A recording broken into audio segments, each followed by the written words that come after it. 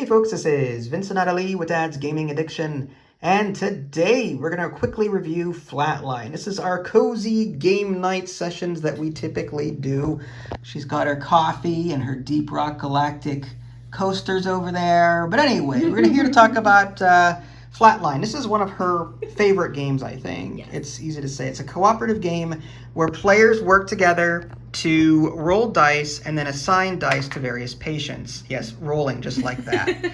Patients come in the form of these boards, and typically every round we have to roll dice and try and match these symbols, but it's a lot more complicated than that, let me tell you. So the way it works is every round, the first thing you do is you remove a cube from this energy track over here. And when it gets to the skull and you remove it, the game's over. We were almost lost. But it starts from here and you remove cubes every round, and sometimes even more depending on the cards that you get. I'll explain that in a minute. But you're going to remove a cube every round, and that's how many cards you draw from the deck of cards. And that's the next step. So there's a deck of cards here that come in a variety of different shapes. There's blue cards and orange cards. Orange cards are placed in the stat area. These cards must be done in that round by placing the matching dice on these symbols. If you don't, then they go into the failure area over here. And if this fills up based on the player count, you lose the game. So you want to complete these. If you don't complete these, enough of them, and they pile up too much over here, you lose the game. Those are the orange cards. The blue cards come over here to the numbered 1 through 6 section, and they start to just accumulate. And again, the number of cards, that's an orange one. The number of cards that are dealt, again, are based off of this track here. In this case, it's 5, 3, 2, 3, 4, 3, 2. And it depends on how many players are playing and stuff like that. There's a hard track, there's a 2-player track, and so on.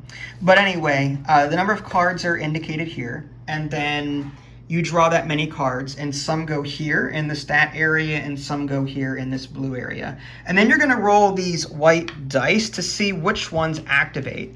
And that's where this comes in. So if you roll a 3 and a 6, for example, then you activate this card, and these are all bad.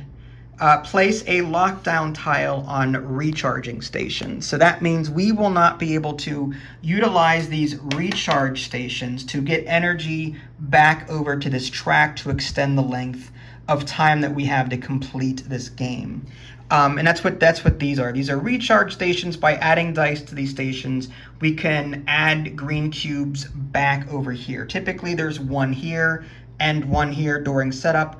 More can get added over the course of the game here through cards from here. One of the cards that we got immediately at the beginning of our game was move an energy cube from this track over to the recharging station. So we were actually we were falling behind very quickly. We had to use this recharge station multiple times to get these cubes back over here. And that happened twice during our game. But I digress. So you're going to roll these emergency dice, and then you're going to activate cards.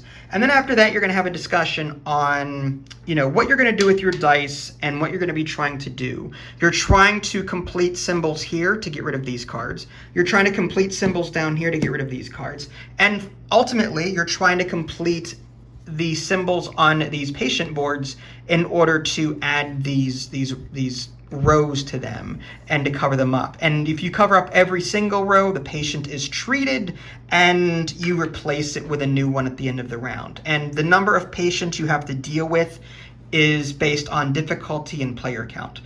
In the intro game, it's 6 patients. You have 4 to start with, and then you add 2 more as these patients get treated. Also, when you treat a patient, you're going to observe where this particular pointer is, like these little yellow symbols. If it points to a black one, that means nothing happens when you completely treat a patient. But if it's on a green, then something good happens. If it's on a red, then something bad happens. So you want to time the treatment of your patients to be either green or black. Preferably green, that way something good happens. And this rotates every This round. rotates every round. So these will rotate to the first available space like that, and they all point to a spot. Typically you want to treat these patients and time it so that when this is pointing to a green, that's when you want to try and rush to complete that patient so that you get some kind of benefit. Whereas if it were here, for example, I would want to delay treating this patient because I do not want another emergency card to be added to that pile over there, which is nasty. So as I indicated, players will be able to discuss strategies. Ultimately, they're going to roll dice, and then they have a minute to place these dice amongst all of these things, and then at the end of that minute, you resolve everything. If you've completely done everything you need to do for a card, you get rid of it. You get rid of cards that you've completed.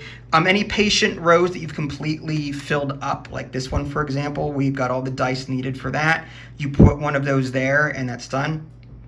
This is the end of our game. We barely won. We completed these 2 patients at the buzzer, which was pretty good. And that's with modified rules. Yes, we have to stress when we play this, we have to modify it in 2 ways.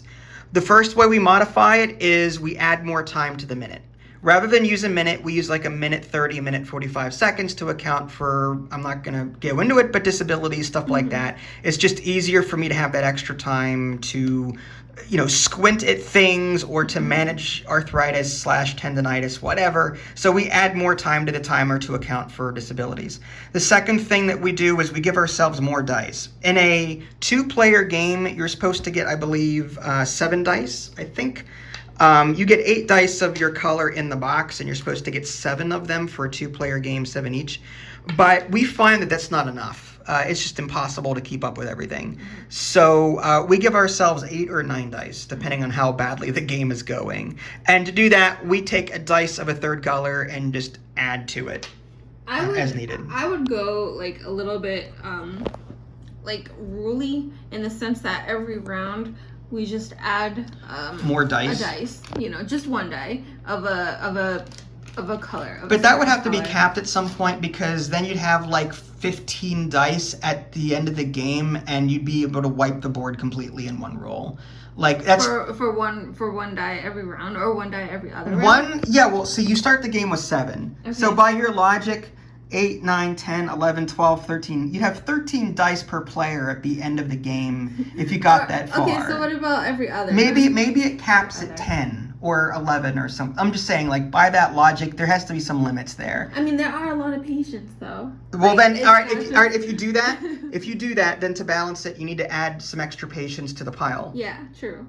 Okay. Or just, like, flip this over. Yes, yes.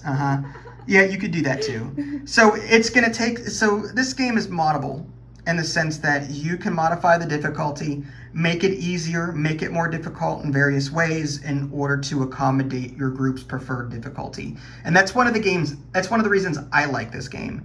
By default, I do not like this game. Aww. I don't like the minute timer. I don't like being rushed. Yeah. And I don't think enough dice are giving the players by default to complete everything. You, on the other hand, love the challenge. I love the chaos. You love the chaos. I love trying to figure out, like, what matches with match in, like, I wanted to do this in, like, 30 seconds, not a minute. Well, you're nuts. Physically, it's not possible for me. Yeah, I know.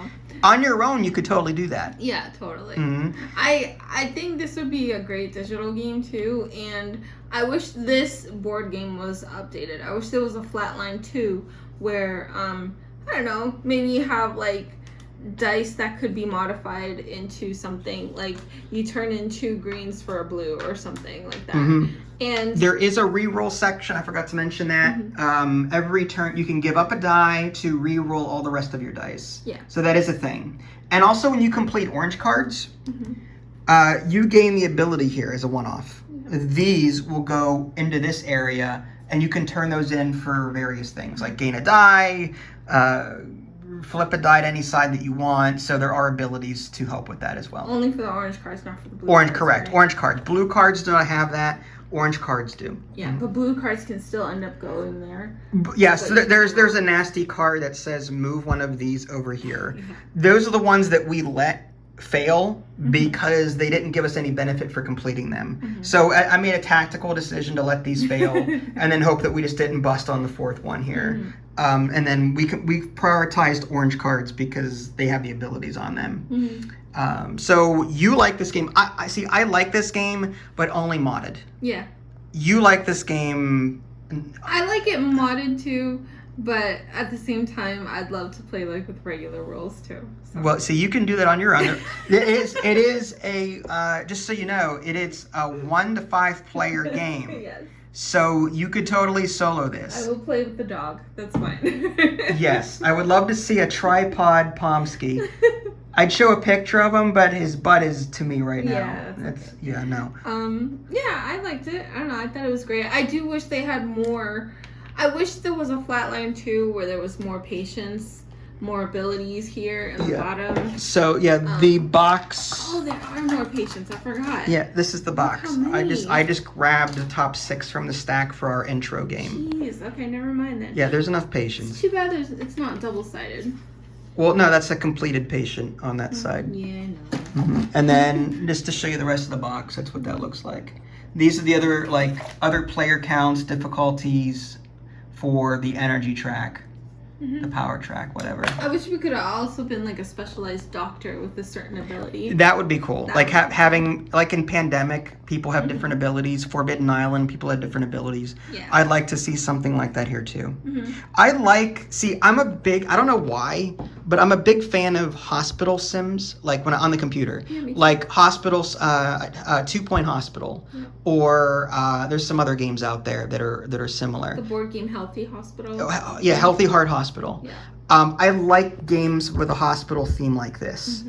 And this is like futuristic. Yeah. So I like the idea of like an emergency stat section. I like, do I focus my dice over here? Because you don't know what you roll. Like when you roll, you got to make a split-second decision because your plans that you made with the other players prior may not pan out because what you rolled sucks. Yeah. So now you got to rethink everything in a minute. Do I abandon what I originally thought and not do this and then maybe focus on that? There's a lot of decisions to make in that minute that you've got, and that's It's very strategic too. Like It is. sometimes you don't want to complete, like you said, complete something for one of these if it's on a bad thing. But also like you really have to take into account which dice. What am I trying to say? words. Words. I don't know. I'm just gonna play this again. Yes. But no, you have to take into account like how many dice are they asking for, and then how to like split it up with Yes. your partner. Yes. So Yes. yeah, shut up. Okay. So long story short, I recommend Flatline, and if you're one of those people where time limits bother you, either like just because of a personal thing or because of a physical thing, this is moddable. This is totally moddable. Modifiable or moddable? Both.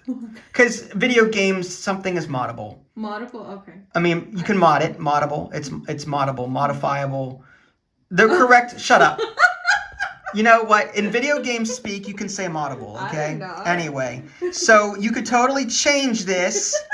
Instead of a minute, do a minute 30. And as you're playing, if you think 7 dice is not enough for a 2-player game, or 6 dice for 3-player whatever, just add more dice of different colors to, for your first beginner game. Or in an intro game, you get 6 patience, 4 to start, 2 to replace. Just do 4 for your first game, just to see, so you can change the rules of the game as long as you're not one of those people that have to, page 34 strictly says paragraph 9, subsection C. No, you can't do that. No, if you're one of those people and this bothers you, then no. But so as long as you can have an open mind and realize that board games, you're meant to have fun, it's okay to change the rules. And you could probably even have a lengthier game. If I never thought of that. That's interesting. I guess if you wanted that's like 15 rounds there, but okay. Oh, wait, where's the other ones? Oh my gosh. You just want to add... You want a legacy, Yes. a freaking Flatline legacy version. Let's do a campaign, like an actual campaign. Wow. That's amazing. I'm going to need more Excedrin then. All right, anyway. Well, at least you were audible. you know, with. Are you making fun of my words? instructions. Anyway. No, never. I see. So, final thoughts on this? This is a keeper. Like, we've been calling our collection lately. This is a game I think that's gonna be with us forever. Oh, calling. Okay, I thought you said calling. Not call. No, I don't call up my board games with my phone and wonder why they don't answer me. No, I'm sorry. Excuse me. Call. Calling. Culling. Calling. Yes, C-U. Okay. Mm-hmm.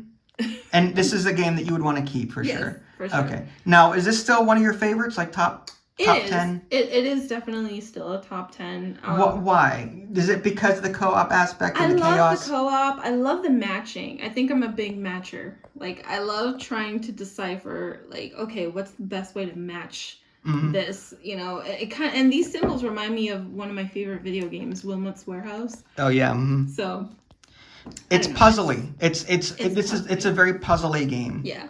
And I love the time aspect, honestly. I don't. I know. I hate it. But we accommodate that by adding more time. Yes. And so there is an app you can download for the official Renegade app. There's a Renegade Game Studios app for the minute timer, but it's non-modifiable. So what you do is you take your iPhone. Shut up. That death look. Yes. You take. Non-modifiable. So you take your iPhone, go to your clock, and pick whatever time you want as your stopwatch or your countdown, whatever. That's what you do. Okay. So there you go, folks. That was Flatline. Excellent. Yes. We've got to do the whole thing over. No. Flatline, cozy review. This is Vincent Adelaide. Thanks for watching. Catch y'all next time. Take care. Bye, guys.